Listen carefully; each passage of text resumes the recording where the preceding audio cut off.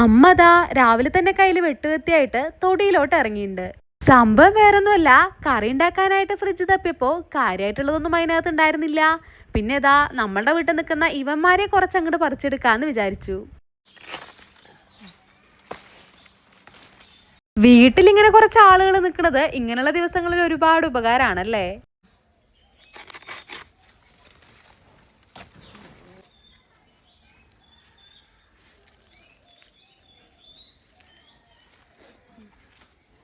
പറിച്ചെടുക്കാൻ പോയത് ചേമ്പുന്നുണ്ടാണെങ്കിലും അവിടെ ഒരു മാമ്പഴം വീണ് കിടപ്പുണ്ടായിരുന്നേ. അങ്ങനെ അവൻ അവിടെ കിടക്കുന്ന കണ്ടാല് ഉപേക്ഷിച്ച് വരാൻ പറ്റുമോ? കൂട്ടത്തിൽ ഇതാ അവനെയും കൂട്ടിയിട്ടുണ്ട്. ചേമ്പുന്നതിന്റെ ചെറിയ കറിയുള്ളത് കൊണ്ടാണ് കേട്ടോ ഇങ്ങനെ പിടിച്ചു വരുന്നത്. ചോറ് വെച്ച് കമഴ്ത്തി വെച്ചിരുന്നു. അപ്പൊ എന്തായാലും അടുപ്പത്ത് തീയുണ്ടല്ലോ, കൈയോടെ തന്നെ ഇതാ മൺചട്ടിയിൽ കുറച്ച് പരിപ്പ് വേവാനായിട്ടിട്ടേ.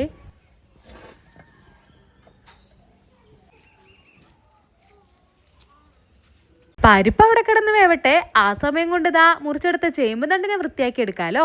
ചേമ്പ് തണ്ടിനാണെന്നുണ്ടെങ്കിൽ ചെറിയൊരു കറയുണ്ടെന്ന് പറഞ്ഞിരുന്നല്ലോ. അതിന്റെ വെള്ളം തട്ടുന്ന ഭാഗങ്ങളിൽ കറയാവാറുണ്ട്. മാത്രല്ല അതുപോലെ തന്നെ അതിന് ചെറിയൊരു ചൊറിച്ചിലും തോന്നാറുണ്ടല്ലേ. ഇതിപ്പോ അടുക്കളയിൽ തന്നെ ഇരുന്ന് മുറിക്കേണ്ട കാര്യമുള്ളൂ.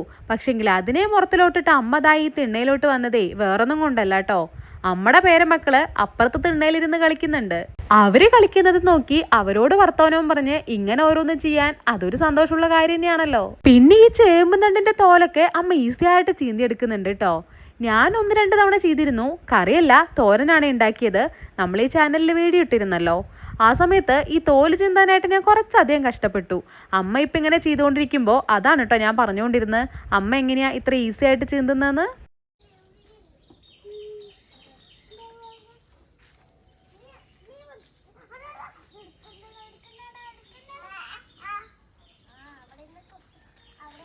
ചെറിയ മക്കളുടെ സൗണ്ടാണ് കേട്ടത്.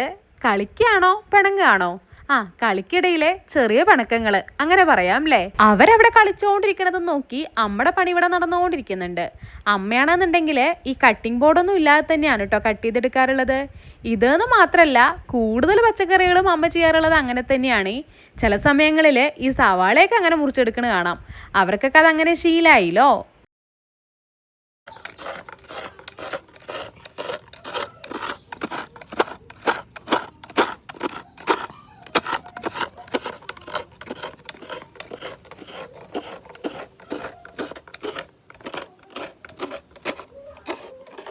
ചേമ്പും തണ്ട് മുറിച്ചു കഴിഞ്ഞ് തിണ്ണയിൽ തന്നെ ഇരുന്ന് തേങ്ങയും ചിരവിയെടുത്ത് അമ്മദാ അടുക്കളയിലോട്ട് എത്തിയേ.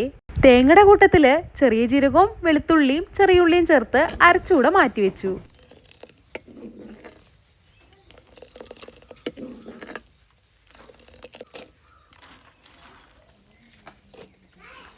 ഇതൊക്കെ ചെയ്തു വരുമ്പോഴത്തേനും പരിപ്പ് നന്നായി വെന്തൊടഞ്ഞ് സെറ്റായി വന്നിരുന്നു. പിന്നെ ദാ മുറിച്ചെടുത്ത ചേമ്പും തണ്ടിനെ അതിനകത്തേക്ക് ഇടുന്നുണ്ടേ. ചേമ്പും തണ്ടിന്റെ കൂടെ തന്നെ മഞ്ഞപ്പൊടിയും എരിവിനാവശ്യമായിട്ടുള്ള മുളക് പൊടിയും മുളക് പൊടിയുടെ അതേ അളവിൽ തന്നെ മല്ലിപ്പൊടിയും കൂടെ ചേർക്കുന്നുണ്ട്. കൂടെ തന്നെ ദാ ഇതിനാവശ്യമായിട്ടുള്ള ഉപ്പ് കൂടെ ചേർത്ത് നന്നായിട്ടൊന്ന് ഇളക്കിയെടുക്കുന്നുണ്ട്.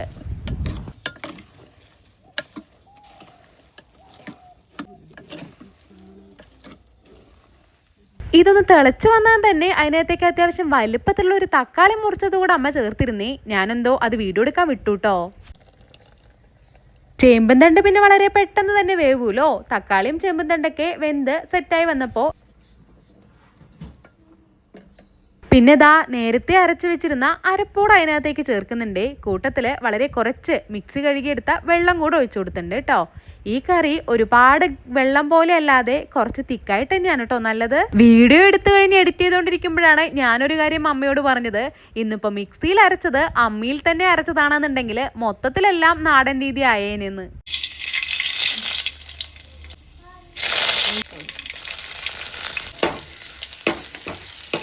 5-6 വെളുത്തുള്ളി അല്ലി ചതച്ചെടുത്തതും ചേർത്താണ് കേട്ടോ കടുക് പൊട്ടിച്ചെടുത്തത്.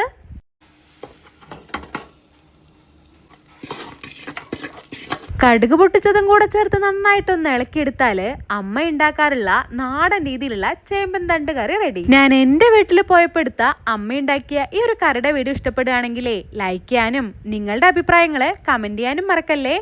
വീണ്ടും മറ്റൊരു വീഡിയോയിൽ കാണും വരേക്കും ബൈ.